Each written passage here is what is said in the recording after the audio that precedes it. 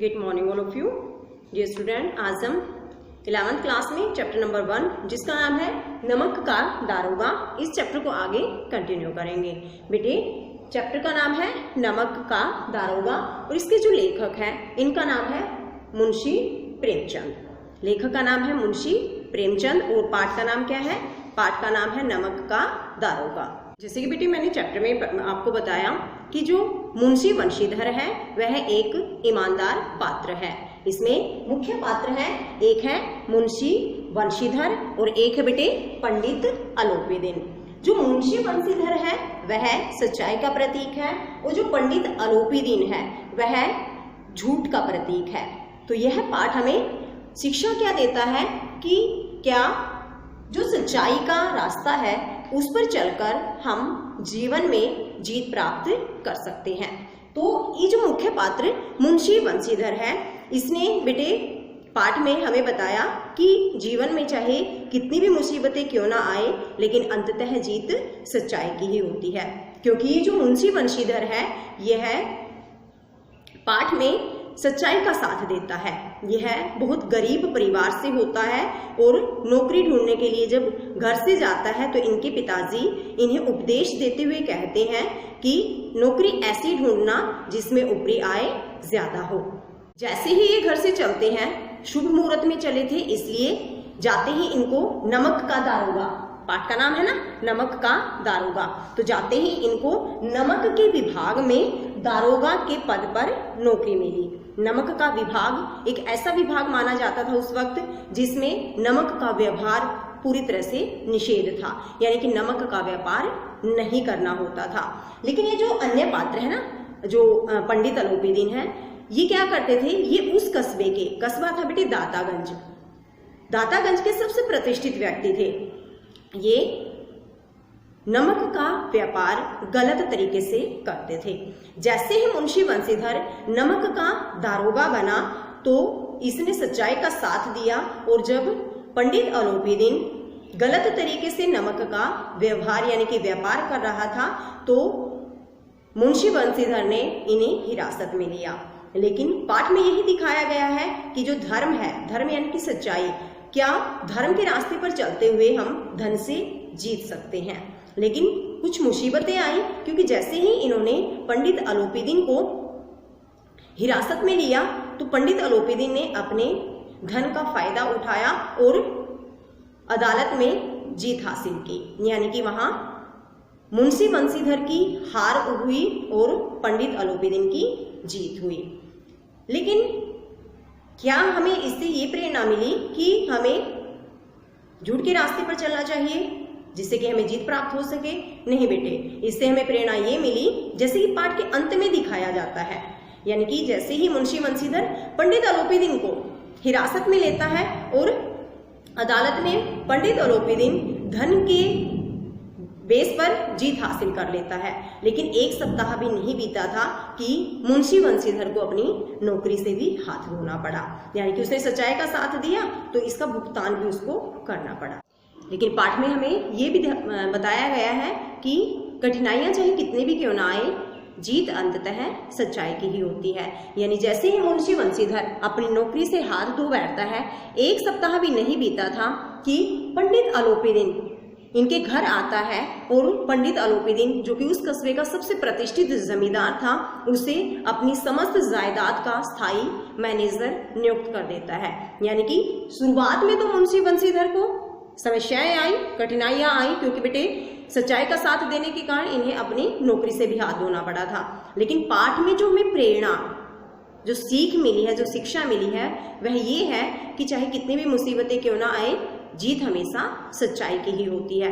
और यही तो परिणाम था कि जीत अंततः किसकी हुई? मुंशी वंशीधर की। और जो झूठ का के रूप में जो पात्र था पंडित अलोपीदीन, इसी ने साथ दिया मुंशी वंशीधर का, क्योंकि पंडित अलोपीदीन उस कस्बे का सबसे प्रतिष्ठित जमींदार था।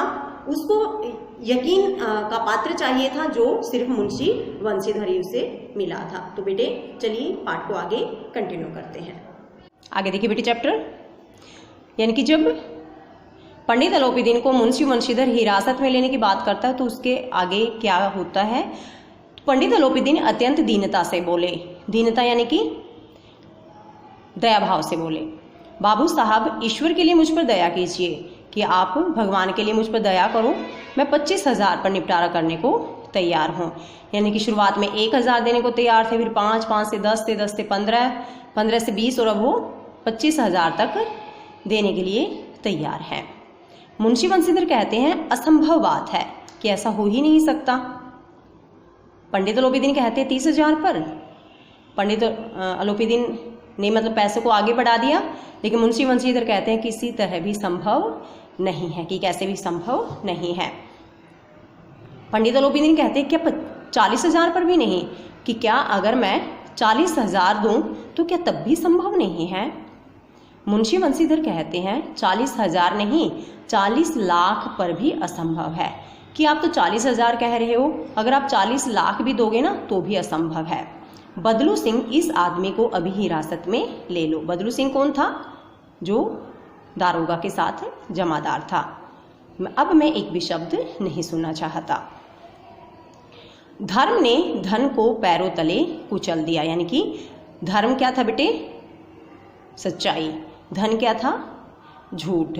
तो सच्चाई ने झूठ को अपने पैरों तले कुचल दिया, यानी इस वक्त सच्चाई की जीत हुई, क्योंकि उसने पंडित अलोपीदीन को हिरासत में लेने का आदेश दे दिया।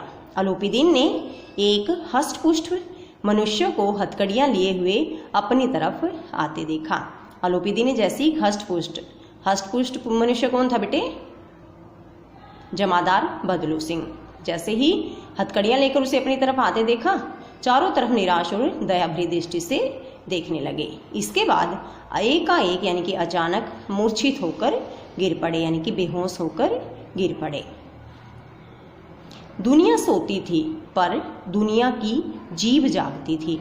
दुनिया तो सो रही थी क्योंकि रात का समय था बेटे, सर्दियों का टाइम था, रात का समय था, तो सब सो रहे थे, लेकिन दुनिया की जीभ जागती थी। जीभ जागने का अर्थ बेटे यह बात स्वतः ही पूरे इलाके में फैल गई। सवेरे देखिए तो बालक वृद्ध सबके मुंह पर यही बात सुनाई देती थी। सुबह जिसे भी देखो, बच्चा हो या बूढ़ा हो, सबके मुंह से यही बात सुनाई दे रही थी। जिसे देखिए वही पंडित जी के इस व्यवहार पर टीका टिप्पणी कर रहा था। जिसे भी देखे, जो भी मतलब इलाके में कोई भी मनुष्य हो, हर कोई पंडित अलोपीदीन की इस बात पर अपने विचार प्रकट कर रहा था। निंदा की बौछारें हो रही थी, सब निंदा कर रहे थे, बुराई कर रहे थे पंडित अलोपीदीन की। मानो संसार से पापी का पाप कट गया। वो बुराई इस तरह से कर रहे थे जैसे संसार में एकमात्र पंडित अलोपीदीन ही पापी हो, और अब जैसे दुनिया से पाप ही खत्म हो गया हो। पानी को दूध के नाम से बेचने वाला गवाला, गवाला क्या करता बेटे? कि वो दूध में पानी मिलाकर बेचता है। ऐसा व्यक्ति भी पंडित अलोपीदीन की बुराई कर रहा था। कल्पित रोजना मचे भरने वाले अधिकारी वर्ग, जो फर्जी कागजात बनाने वाले हैं, फर्जी कागजात भरने वाले हैं, ऐसे बड़े बड़े पद पर बैठे अधिकारी लोग, रेल में बिना टिकट सफर करने वाले बड़े बड़े अमीर लोग, जाली कागजात बनाने वाले सेठ और साहूकार लोग, यह सब के सब देवताओं की भांति गर्दनें चला रहे थे। गर्दनें चला रहे थे यानी कि पंडित अलोपीदीन की बुराई कर रहे थे। जब दूसरे दिन पंडित अलोपीदीन अभियुक्त होकर, अभियुक्त यानी कि बेटे आरोपी बनकर, कांस्टेबलों के साथ हाथों में हथकड़ियां, हृदय में गलानी और शोभ भरे यानी दुख भरे लज्जा से गर्दन झुकाए अदालत की तरफ चले तो सारे शहर में हलचल मच गई। जब पंडित अलोपीदीन एक आरोपी बनकर अदालत की तरफ चले। मेलों में कदाचित आंखें इतनी व्यग्र न होती होंगी। मेलों में शायद आंखें कभी इतनी किसी भी चीज़ को देखने की उत्सुक नहीं होती होंगी। भीड़ के मारे छत और दीवार में कोई भेद न रहा। भीड़ इतनी थी कि छत का और दीवार का पता ही नहीं लग रहा था। किंतु अदालत में पहुंचने की देर थी। पंडित अलोपीदीन इस अगाध वन के शेर थे, लेकिन जैसे वो अदालत में पहुंचे, अदालत बेटे वो तो उस इलाके के एक अगाध वन यानी बड़ा सा वन यानी कि बड़ा सा इलाका, उसके क्या थे बेटे? शेर यानी कि राजा। अधिकारी वर्ग उनके भक्त थे, बड़े बड़े अधिकारी उनकी सेवा करने वाले थे, भगत पूजा करने वाले थे। अमले उनके सेवक, अमले का अर्थ जो अधिकारियों से नीचे वाले जूनियर जो अधिकारी थे वे इनकी सेवा करने वाले थे। वकील मुख्तार उनके आज्ञा पालक, वकील और जो मुनीम आदि थे वे इनकी आज्ञा का पालन करने वाले और अर्दली इनके कहे अनुसार चलने वाले थे। चपरासी और चौकीदार तो उनके बिना माल के गुलाम थे, पैसे भी नहीं मिलते थे फिर भी इनकी चापलूसी करते थे। उन्हें देखते ही लोग चारों तरफ से दौड़े। पंडित अलोपीदीन थे ना, तो जैसे वो अदालत की तरफ चल रहे थे लोग उनको देखने के लिए दौड़ पड़े। सभी लोग विस्मित हो रहे थे, सभी लोग हैरान हो रहे थे, इसलिए नहीं कि अलोपीदीन ने क्यों यह कर्म किया, इसलिए हैरान नहीं थे कि पंडित अलोपीदीन ने यह बुरा मतलब ऐसा कार्य क्यों किया, कार्य मतलब नमक का गलत तरीके से कारोबार, बल्कि इसलिए कि वह कानून के पंजे में कैसे आए। बल्कि इसलिए हैरान थी कि काम तो ये स्टार्टिंग से ऐसा करता था, लेकिन आज ये कानून के पंजे में फंसे कैसे।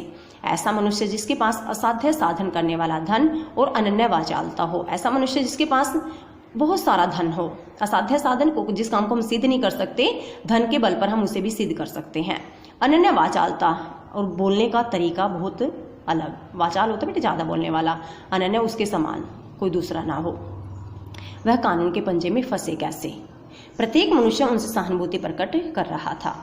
बड़ी तत्परता से इस आक्रमण को रोकने के लिए नियमित वकीलों की एक सेना तैयार की गई। बड़ी तत्परता से इस आक्रमण को यानी कि इस केस को सोल्व करने के लिए नियमित यानी प्रतिष्ठित वकीलों की एक सेना तैयार की गई। न्याय के मैदान में धर्म और धन में युद्ध ठन गया। न्याय का मैदान यानी कि अदालत में धर्म और धन के बीच युद्ध ठन गया। वंशीधर चुपचाप खड़े थे। क्यों? क्योंकि उनके पास सत्य के सिवा न तो कोई बल था और न स्पष्ट भाषण के अतिरिक्त कोई शस्त्र था। क्योंकि उसके पास वैसा कोई प्रूफ नहीं था ना जिसके बल पर वो अपनी बात को सिद्ध कर सके। उसके पास तो सिर्फ सच्चाई थी, स्पष्ट भाषण था, गवाह थे किंतु लोभ से डावाडोल। गवाह तो बेटे वो गाड़ीवान भी थे, जमादार बदलू सिंह भी था, लेकिन सारे वो क्या थे बेटे, लोभ से डावाडोल थे। यहाँ तक कि मुंशी जी को न्याय भी अपनी ओर से कुछ खींचा हुआ सा दिख पड़ता था। मतलब मुंशी वंशीधर भी समझ चुके थे कि अब मेरी हार निश्चित है, परंतु उसके कर्मचारियों पर पक्षपात का नशा, वह न्याय का दरबार था। वैसे तो वो न्याय का दरबार था, अदालत थी ना, लेकिन फिर भी वहाँ जो कर्मचारी थे ना, वकील है या जज है, कोई भी है, सब पर पक्षपात का नशा छाया हुआ था। कितनी बड़ी बात कही है यहाँ पर, किंतु पक्षपात और न्याय का क्या मेल। जहाँ पर पक्षपात होता है ना, वहाँ कभी भी न्याय नहीं मिलता। जहाँ पक्षपात हो वहाँ न्याय की कल्पना भी नहीं की जा सकती। मुकदमा शीघ्र ही समाप्त हो गया, जल्द ही खत्म हो गया। डिप्टी मजिस्ट्रेट ने अपनी तजवीज़ में लिखा, डिप्टी मजिस्ट्रेट यानी कि जज ने अपनी तजवीज़ होता है बेटे जो फाइल होती है जिसमें लिखते अपना फैसला, कि पंडित अलोपीदीन के विरुद्ध दिए गए प्रमाण निर्मूल और भ्रमात्मक है। कि जो प्रमाण दिए गए ना, सबूत दिए गए हैं पंडित अलोपीदीन के विरुद्ध, वो निर्मूल हैं, झूठे हैं और बहकावे वाले हैं। वह एक बड़े भारी आदमी है, प्रतिष्ठित आदमी है। यह बात कल्पना के बाहर है कि उन्होंने थोड़े लाभ के लिए ऐसा दुस्साहस किया हो, क्योंकि वो तो काफ़ी अमीर है। अब नमक का छोटा सा व्यापार वो क्यों करें। यद्यपि नमक के दारोगा मुंशी वंशीधर का अधिक दोष नहीं है। वैसे तो साथ में ये भी कहते हैं कि जो नमक के दारोगा है ना, इनका भी ज़्यादा दोष नहीं है, लेकिन बड़े खेद की बात है कि उसकी उद्दंडता और विचारहीनता के कारण एक भले मानुस को कष्ट झेलना पड़ा। लेकिन जज ये फैसला सुना रहे बेटे सारा कि हम काफ़ी दुख की बात है कि उसकी उद्दंडता और बिना सोचे समझे जो इन्होंने काम किया, इसके कारण एक भले आदमी को कष्ट सहन करना पड़ा। हम प्रसन्न हैं कि वह अपने काम से सजग और सचेत रहता है। हम खुश हैं कि वो अपने काम को जागरूकता और ध्यानपूर्वक करता है। लेकिन नमक से मुकदमे की बढ़ी हुई नमक हलाली ने उसके विवेक और बुद्धि को भ्रष्ट कर दिया। लेकिन जो नमक का मुकदमा चला हुआ ना बेटे, यानी कि नमक का स्टार्टिंग में चैप्टर में आया था कि नमक का व्यापार पूरी तरह से निषेध था, इसलिए उसका जो विवेक, समझदारी और जो बुद्धि है ना, वो शायद भ्रष्ट हो गया है। भविष्य में उसे होशियार रहना चाहिए। तो मुंशी वंशीधर को एक वार्निंग देकर छोड़ा गया, कहा गया उसको। वकीलों ने यह फैसला सुना तो उछल पड़े। पंडित अलोपीदीन मुस्कुराते हुए बाहर निकले, क्योंकि वो तो जीत चुके थे ना। सवजन बांधवों ने रुपयों की लूट की, उनको काफ़ी सारे पैसे मिले क्योंकि वो पंडित अलोपीदीन ने दिए जीत के बाद। उदारता का सागर उमड़ पड़ा, उदारता का यानी दया का यानी पैसों का सागर उमड़ पड़ा। उसकी लहरों ने अदालत की नींव तक हिला दी। और इस सागर ने, कैसे सागर ने बेटे, पैसों के सागर ने अदालत तक की भी नींव हिला दी। जब बंसीधर बाहर निकले तो चारों ओर से उनके ऊपर व्यंग्य बाणों की बारिश होने लगी। व्यंग्य बाण होते बेटे टोंट कसना, लोग मतलब टोंट कर रहे थे उसके ऊपर। चपरासियों ने झुक झुक कर सलाम किए। तो बेटे आज हमने पढ़ा कि अदालत में मुंशी बंसीधर केस हार जाता है और पंडित अलोपीदीन पैसों के बल पर केस जीत जाता है।